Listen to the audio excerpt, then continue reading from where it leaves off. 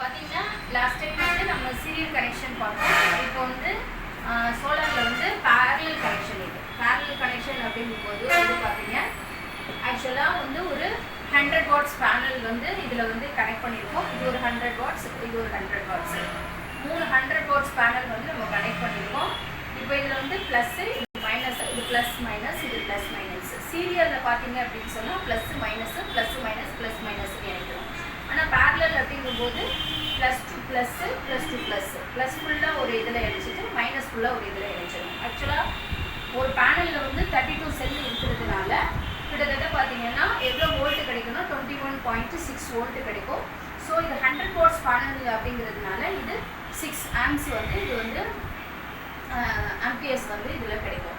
Actually பேரலலில் பார்த்தீங்க அப்படின்னு சொன்னால் வோல்டேஜ் வந்து கான்ஸ்டண்ட்டாக இருக்கும். நம்ம வந்து ஆம்ப்ஸை வந்து நம்ம என்ன பண்ணிக்கணும்னா ப்ளஸ் பண்ணிக்கணும். ஸோ இதில் வந்து பார்த்தீங்க அப்படின்னா 6 6 6 ஸோ டோட்டலாக 18 ஆம்ஸ். ஆக்சுவலி சீரியஸ் கனெக்ஷன் அப்படின்னு சொன்னால் plus two minus minus to plus வந்து சீரியஸ் கனெக்ஷனு.